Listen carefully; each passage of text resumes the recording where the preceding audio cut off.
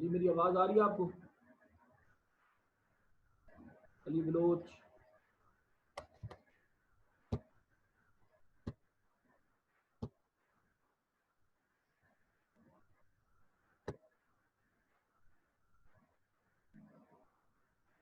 जैद आवाज आ रही है मेरी?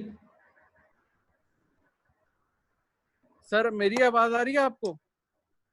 जैद मेरी आवाज आ रही है आपको? सर आपकी आ रही है, आपकी आ रही है आवाज, मेरी आ रही है?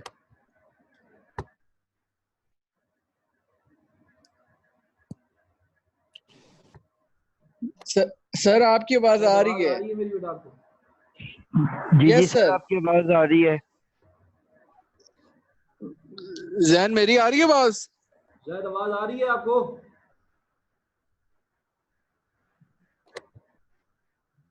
हेलो।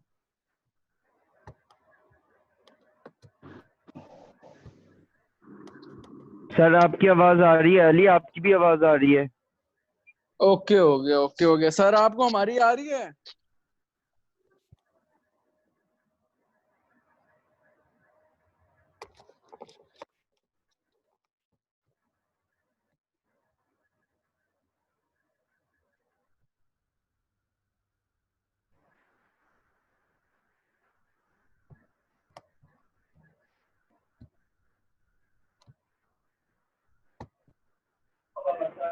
हेलो।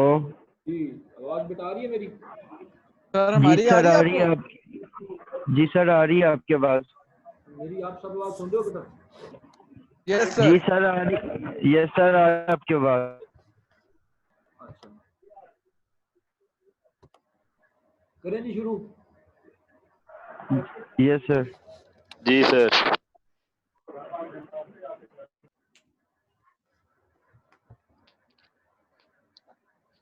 ये आप अपनी क्लासों में बेटा मैसेज कर दो, ठीक है?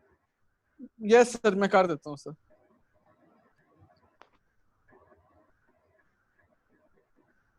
अच्छा बेटा हमने शुरू किया था CNS से, ठीक है, अगर आपको याद हो तो।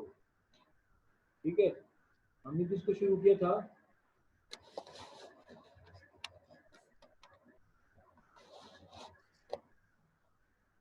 अस्सलाम वालेकुम। अच्छा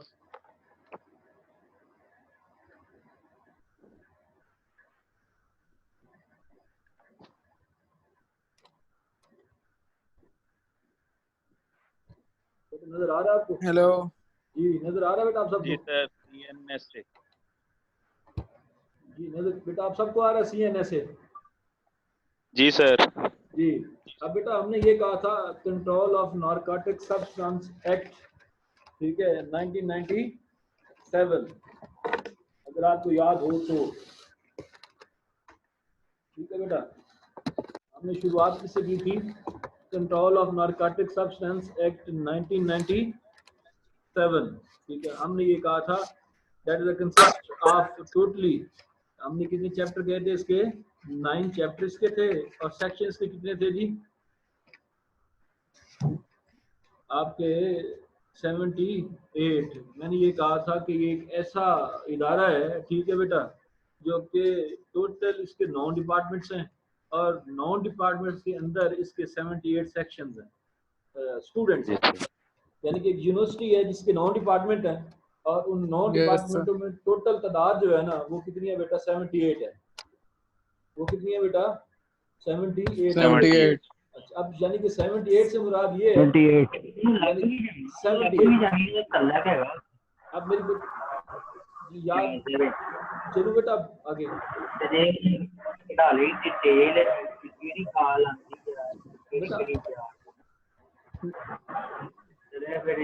जी, अब आप सबने मुझे ज्वाइन कर लिया जी? सर ग्रुप में मैसेज तो कर दिए सर, बच्चों को देखते हैं जो आते हैं। अच्छा सैफ, मैं अब आप सबको कह रहा हूँ, ठीक है, मूट। अब आपकी आवाज मुझे नहीं आएगी, ठीक है बेटा, ना आप एक दूसरे को सुन सकोगे, क्योंकि इन्होंने शोर करना है, ठीक है। तो आपने कोई मुझे बात पूछनी तो आप मुझे मैसेज कर देना, ठीक है? ठीक है, यस सर। ठीक है, आपने क्या करना है, आपने मुझे मैसेज करना है। अब पहली बात बेटा मैंने ये कही कि ये जो है ना, इसके कितने चैप्टर्स हैं? 9 चैप्टर्स हैं इसके, ये पहली बात तो मैं आपको बता चुका हूँ, ये वीडियो में शेयर कर दूंगा आपके पोर्टल पे, ये आपको जो पहले क्लिप्स है हमारे आपको ये मिल जाएंगे, ठीक है बेटा, समझ आ रही बेटा। अब 9 चैप्टर है उसके और इसके 78 सेक्शंस हैं, ठीक है। और हमने ये कहा था कि an act which amend and consolidate the law related to the narcotic substance and psychotropic, ठीक है। नारकोटिक्स का आपको पता है, ड्रग्स आपको नशावर चीज, ये तो नेम सामने आ गई बेटा, ठीक है। इसके बाद जो बेटा साइकोट्रॉपिक सब्सटेंस है, ये मैंने पहले भी आपको जिक्र किया था कि साइकोट्रॉपिक सब्सटेंस एक ऐसा सब्सटेंस जो आपके ज़हनी तवाज़ुन को क्या कर देता है, मेंटल डिसऑर्डर कर देता है, ठीक है। यहाँ तक समझ आ गई बेटा। अच्छा, इसमें आप इसने प्रियम्बल की ये बातें मैं पहले आपको पढ़ा चुका हूँ, मैंने डेफिनेशन जो है गालिबन आपको जो है ये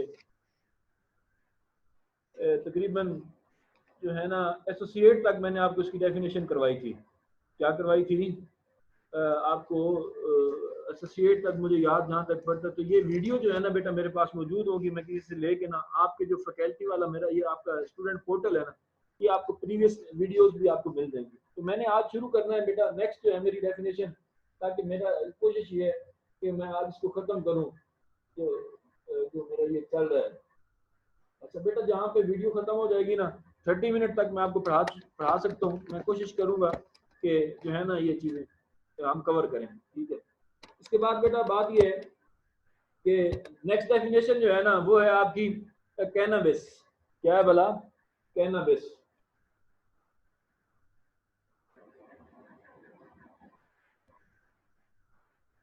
या हेम्प। समझ आ गई बेटा बात किसकी है भला? कैनबिस। समझ आ गई बेटा बात की। अब इसमें जो मेन बात आ रही है ना बेटा, कैनबिस, जैसे आप कहते हो ना गुलाब का फूल। अब गुलाब का फूल कोई एक किस्म का तो होता नहीं है, कोई सफेद होता है, कोई रेड होता है, कोई पिंकिश कलर का होता है, ठीक है, तो येलो पिंक कलर का। और उसकी जो स्मेल होती है ना वो भी बेटा वो क्या होती है, मुख्तलिफ होती है। इसी तरीके से अब याद रखना बेटा, मेन जो चीज प्लांट है ना वो कैनबिस है, ठीक है। कैनबिस, जिसे आप क्या कहते हो, भंग का पौधा, जिसे आप क्या कहते हो, भंग। समझ आ गई बात की। ये सब सेक्शन गालबन डी है, इसमें आप कंफर्म कर लीजिएगा ये कौन सा सेक्शन है, डी। समझ आ गई बात की। अब इसमें इसने कैटेगोरिकली ना, ठीक है, इसने इसने इसमें कैनबिस इसने कह दिया कि कोका बुश, ये सारी जो बुनियाद है ना, समझ आ गई। इसके बाद हेम्प आ गई, समझ आ गई। जो भी इस चीज से ड्राइव होंगी ना, कोका बुश होगा, कोका क्रूड हो गया, कोकेन, ये सारी कोका लीव हो गई। समझ आ गई बात, ये सारी किस चीज की हैं? ये नजर आ रहा है ना बेटा आप सबको? हाँ जी,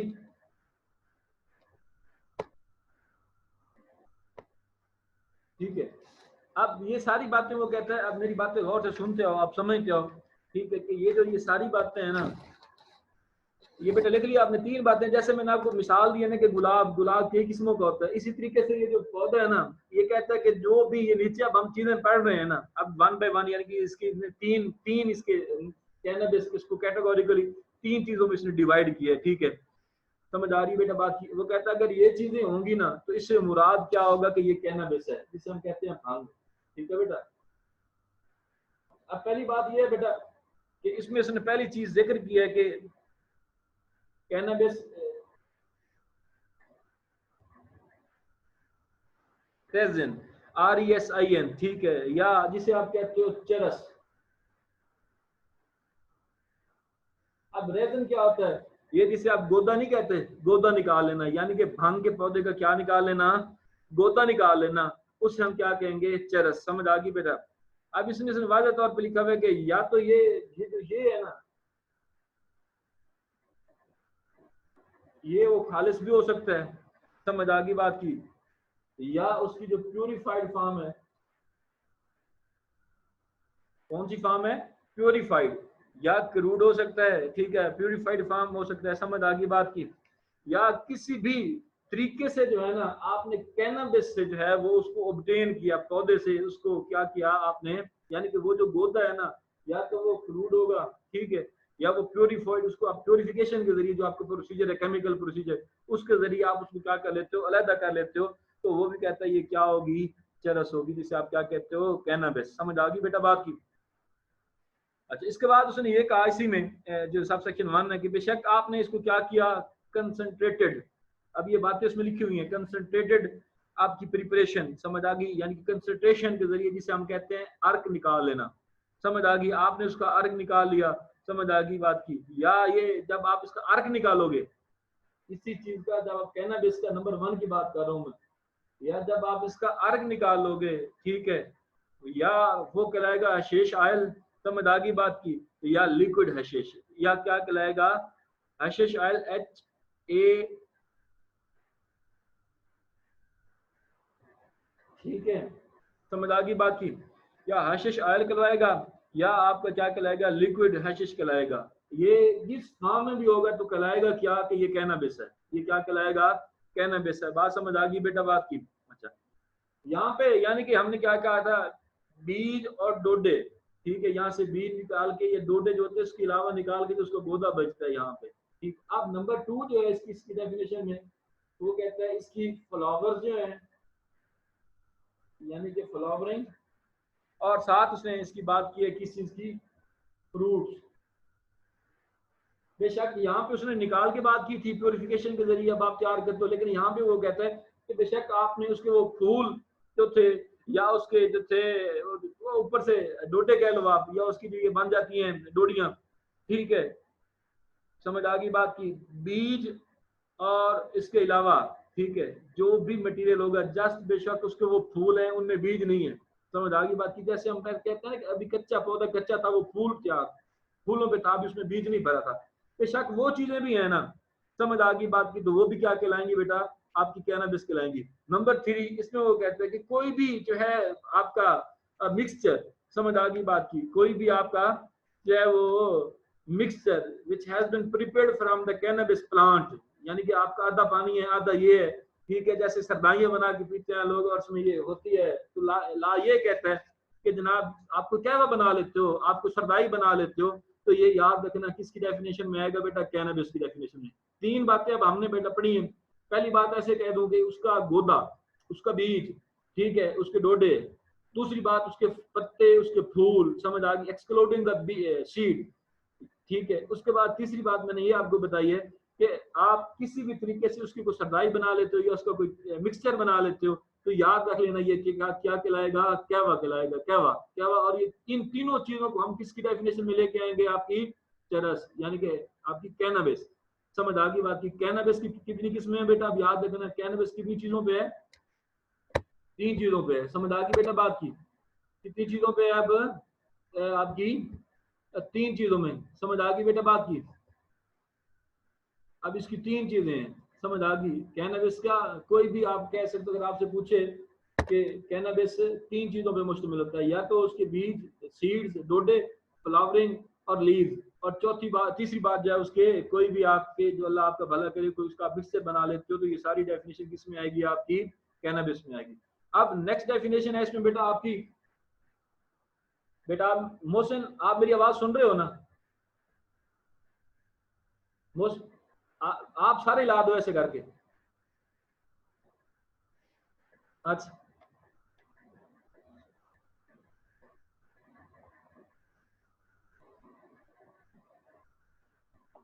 अच्छा, इसके बाद बेटा नेक्स्ट डेफिनेशन इसमें जो लिखी हुई है वो है कैनबिस प्लांट, ठीक है बेटा, समझ आ गई बात की। इसमें जो उसने लिख दिया कि कैनबिस प्लांट एक ऐसा प्लांट जो है, यानी कि उसकी नस्ल ही, जैसे हम कहते हैं कि गुलाब है ना, गुलाब, गुलाब का ये खसियत है, गुलाब एक किस्म है, ठीक है, तो फिर उसकी कैटेगोरिकली ये 3 चीजें जो है ना, मैंने जैसे आपको बताई हैं, इन तीनों में से जो भी होगी ना, एक भी होगी, तो आप उसे क्या कहोगे, ये कैनबिस प्लांट है, ठीक है। कैनबिस प्लांट से मुराद यानी कि गुलाब का पौधा है ना, गुलाब का पौधा एक नहीं होता, उसमें मुख्तलिफ कैटेगरीज होती हैं, उसके कलर होते हैं, उसकी फ्रेग्रेंस डिफरेंट होती है, ठीक है, लाल कलर का होता है, एक पिंक कलर का होता है, तो हर किसी की जो होता है वो क्या स्मेल और खुशबू जो होती है वो डिफरेंट होती है। इसी तरीके से अब ये जो नेक्स्ट डेफिनेशन है वो कहता है कैनबिस प्लांट, समझ आ गई बात की, क्या बोला, कैनबिस प्लांट, यानी कि इन तीनों में से कोई भी चीज जो आप ड्राइव करोगे ना बेटा, वो क्या कहलाएगी, आपकी कैनबिस प्लांट कहलाएगी, समझ आ गई। अब इसमें नेक्स्ट डेफिनेशन जो है वो आपकी है कोका बुश, किसकी डेफिनेशन है जी, कोका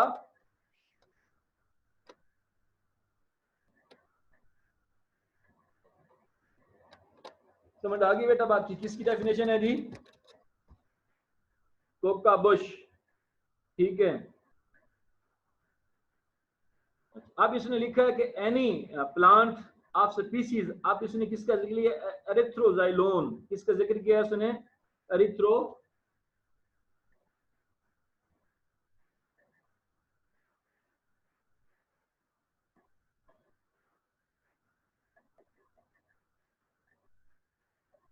ठीक है। अब वो कहता है कि जो भी पौधा इस इथ्रोजाइलोन का होगा ना, इथ्रोजाइलोन का होगा, याद रखिएगा हम उसे क्या कहेंगे? Coca Bush. यानी कि ये कौन सा पौधा है? Coca Bush. कोका बुश की जो जिनस होगी उसमें कौन सा होगा? इथ्रोजाइलोन। यानी कि इथ्रोजाइलोन जो होगा, याद रखिएगा, इथ्रोजाइलोन केमिकल जहां भी आपकी फॉरेंसिक लेबोरेटरी डिटरमिन कर देगी, मतलब आप ये आपका सैंपल भेजते हो ना फॉरेंसिक लेबोरेटरी में, ठीक है, अगर ये रेथ्रोजाइलोन वहां से आ जाएगा तो इस स्पीशीज का मतलब ये होगा ये कौन सा पौधा है? आपका coca bush which has been derived from the cannabis. समझ आ गई बेटा बात की? अब नेक्स्ट डेफिनेशन इसमें है आपका कोका डेरिवेटिव, ठीक है। किसकी बोला? अगली डेफिनेशन किसकी है? कोका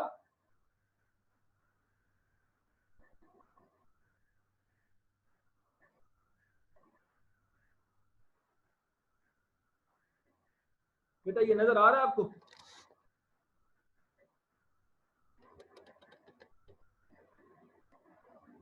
अच्छा, अब इसके बाद है जी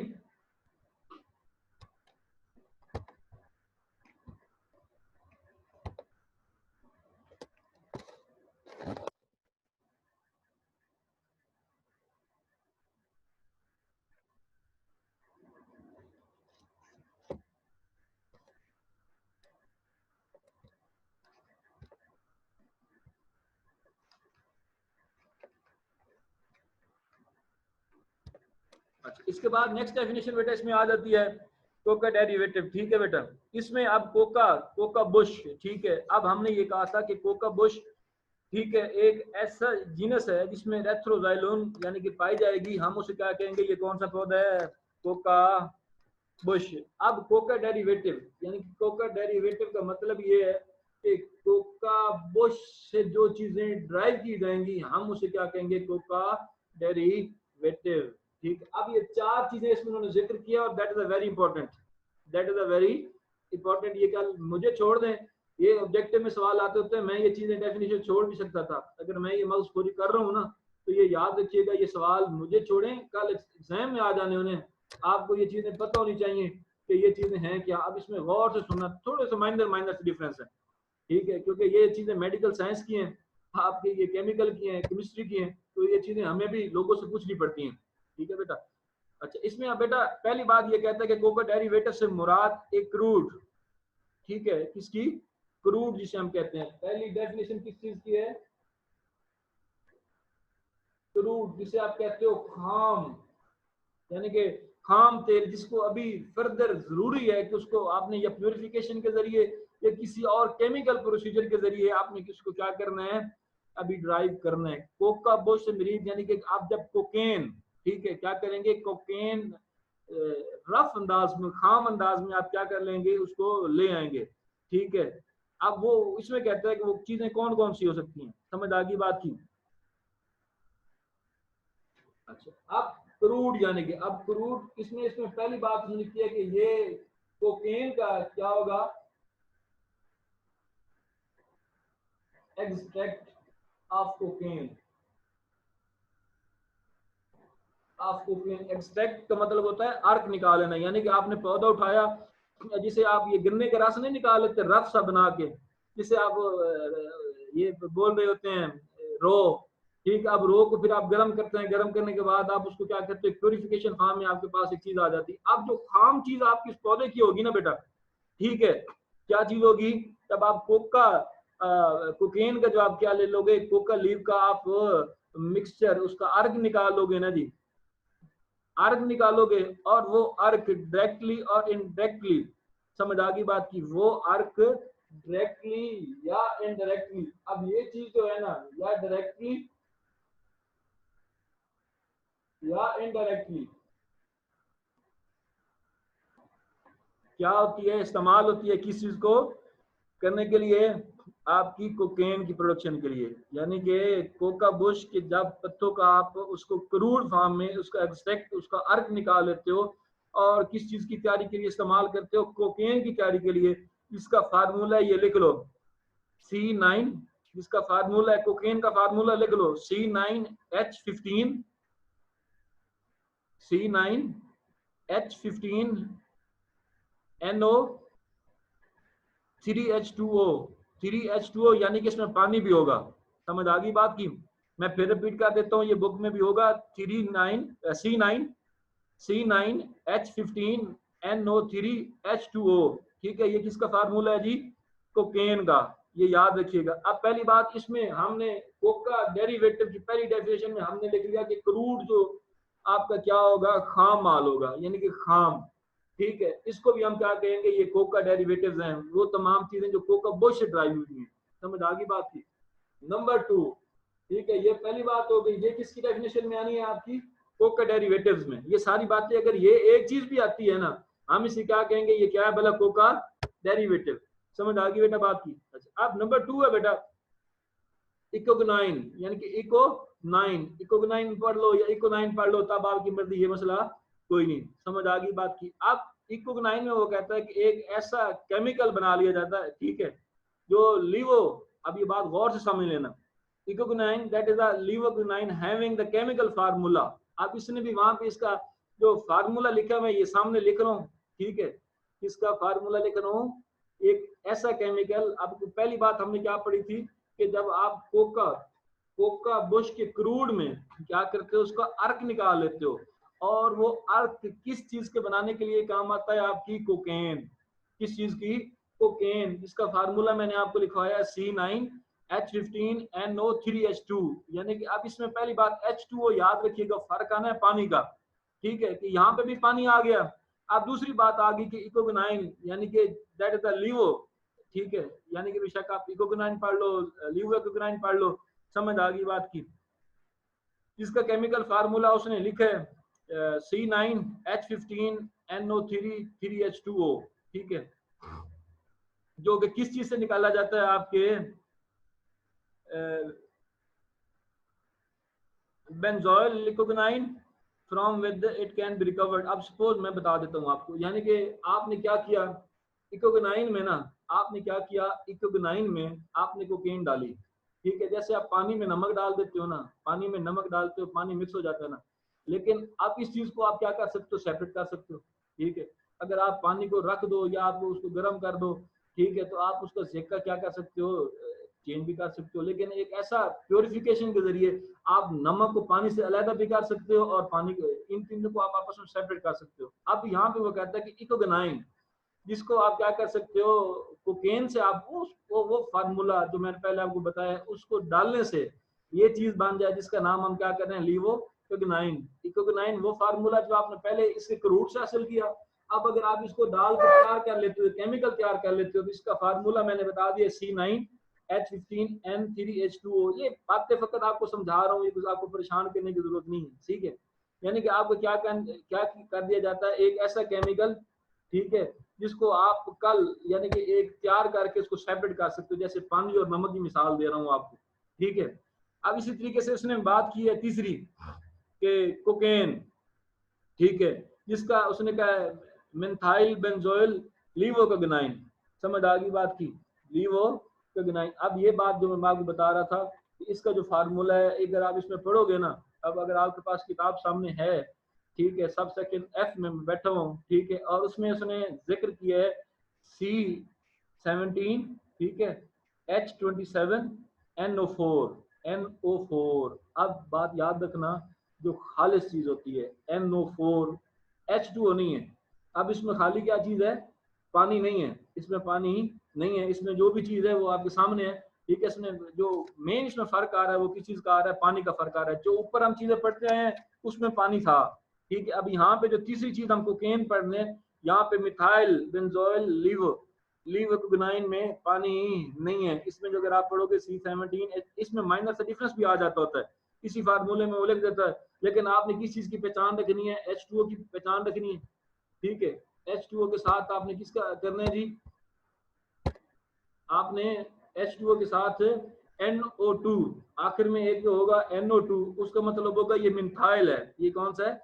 मिथाइल बेंजोइल लीव इकोगोनाइन है। और अगर आपका आ जाता है H2O, ठीक है, वो कौन सा है? आपकी इकोगोनाइन होगी सिंपल, या लिवो इकोगोनाइन होगी। अगर पानी होगा या इकोगोनाइन होगी या लिवो होगी, या अगर आपका पानी नहीं है NO2 होगा तो याद रख लीजिएगा मिथाइल बेंजोइल लिवो इकोगोनाइन होगा। समझ आ गई बात? इसमें ये माइनर से डिफरेंस है, ठीक है, कोक का डेरिवेटिव में। ठीक है, पहली बात आपका क्रूड यानी कि जो आप उसका वो खाम लेके उसको तैयार करते हो, उसकी प्यूरिफिकेशन के जरिए उसको आप तैयार करते हो, जो हम उसे कोकेन तैयार करने के लिए हम कहते हैं, वो भी होगा तो कोका डेरिवेटिव कहलाएगा। आपकी इकोगोनाइन होगी तो वो भी होगा। अगर आपका मिथाइल बेंजोइल लिवो इकोगोनाइन होगा तो ये भी हम इसे क्या कहेंगे? आपका कोका कहलाएगा, कोका डेरिवेटिव कहलाएगा। आखिरी बात इसमें कि कोई भी चीज, इन बातों से हट के आपने कोई भी चीज तैयार की, आपने कोई भी चीज तैयार की जिसमें 0.1%, 0.1% कोकेन थी ना, 0. यानी कि सपोज अगर आपका एक चीज आपसे रिकवर होती है वो है 10 ml, वो कितनी है? 10 ml, ठीक है, उसमें से 0.1% भी अगर कोकेन है ना जी, 0.1% भी कोकेन है तो याद रखिएगा उसको क्या कहा जाएगा कि ये कोका डेरिवेटिव है। ये क्या चीज है? कोका डेरिवेटिव है। समझ आ गई बेटा बात की? ये क्या है भला? आपकी कोका डेरिवेटिव है, यानी कि ये वो सब्सटेंस है। और ये सारी बातें बेटा आपको नहीं पता चलनी, आप जब आपके पास कोई बंदा आएगा या आपके पास कोई चीज आएगी। समझ आ गई बात की?